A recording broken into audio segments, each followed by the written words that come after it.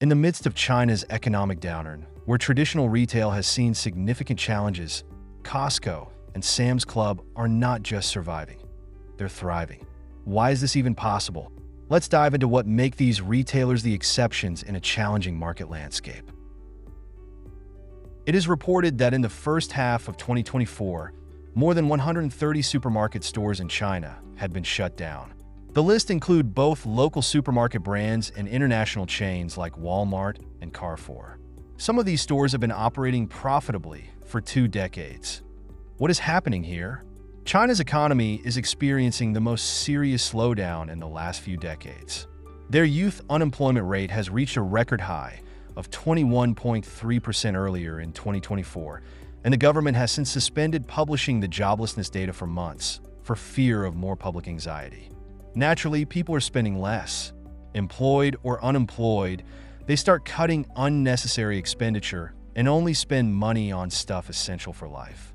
This so-called consumption downgrade has been a hot topic in Chinese social media for the whole year. The posts or short videos about how to save money can easily get millions of views.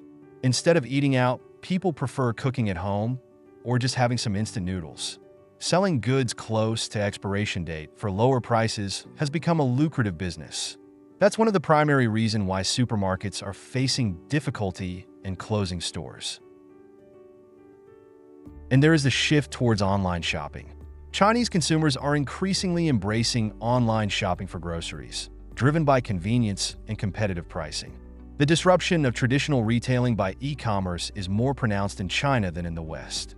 In the US, for instance, e-commerce accounts for about 20% of total retail sales in 2024, compared to China, for which this number is close to 30%, and in certain sectors, more than 50%. Although online shopping is still a significant disruptor, Western physical retailers show a notable resilience, particularly among specialty stores and supermarkets. And in China, shopping online used to be a thing for the young. Now, with the high penetration of online services like instant messaging and live streaming among the older generation, the uncles and aunties also learned to buy more things online. In particular, the groceries group buying services had seen a dramatic adoption since the COVID outbreak. When some cities were locked down, the only way to buy groceries was through these online services. The traditional supermarkets were trying to cope and moving their business online too, but had seen only disappointing results despite great investment. Their entrenched business mindset and limited digital expertise make them unable to compete with dominant e-commerce giants like Alibaba and JD.com. Now, let's turn to the membership stores. Costco's entry into China was marked by an overwhelming response at its first store in Shanghai. On opening day in 2019, the store had to close early due to an influx of customers, with police needing to manage crowds and traffic. This was repeated for the Shenzhen store opening, when the store allowed 100 people in every 10 minutes, showcasing the continued enthusiasm for Costco's offerings. Sam's Club, operated by Walmart, has been in China since 1996, but its growth pace has only accelerated in the last couple of years, with the increasing acceptance of membership-based retail. The store chains have been accelerating their expansion. Today, Costco has 6 stores in mainland China. Sam Club has 47 stores and over 5 million members. Both have seen considerable growth in revenue.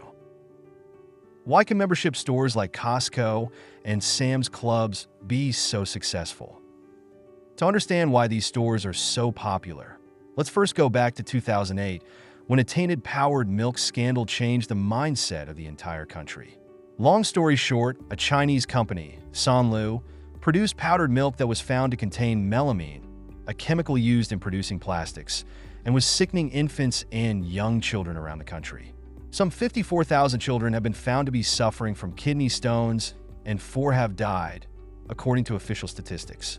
It turned out that some milk farmers, caught between rising costs and a government cap on prices, added the melamine to boost the tested protein level of watered-down milk. This incident provoked a public outcry and raised Chinese people's awareness of food safety. For many years, Chinese parents trusted only imported milk powder, which had become the mainstay product of overseas purchases. Ever since then, every year, food safety incidents have kept recurring. In 2010, gutter oil collected from sewers were found to be sold as cooking oil. In 2015, it was revealed that zombie meat, 40-year-old frozen chicken, beef, and pork was smuggled into China and sold. And in 2024, fuel tanker trucks were reported to transport both edible liquids including syrup and soybean oil, as well as chemicals including coal oil, using the same tanks, without any cleaning procedure. So Chinese people are anxious about their food safety, for a good reason. And the rumors circulating on the internet about different food being harmful due to toxic processing don't help a bit. That is why the safe, high-quality, often imported food offered by the membership stores are so appealing to the Chinese customers. You cannot put a price on your own health, right? Not to mention Costco and Sam's Club sell these premium products at very competitive prices. It is a unique value proposition with few suppliers. For example, Sam's Club maintains strict standards in its procurement process. It sells in China over 80% of the 100-day cereal-fed chilled beef imported from Australia. And it sells only those imported cherries with fruit diameter above 28 millimeters and strawberries that have passed 94 pesticide residue testing processes. Almost no local stores can offer such guarantees. Their premium products are very hard to say no to when you can afford it. And another thing that the Chinese put a high premium on is the so-called mianzi, or prestige. The membership model is in itself a novelty in China. It creates a sense of exclusivity, which is sought for by the country's middle class. Carrying the membership card is seen as a symbol of social standing, lifestyle, or even part of one's identity. In the little red book, the Chinese Instagram, you would see young women posting photos and videos of themselves shopping in these membership stores.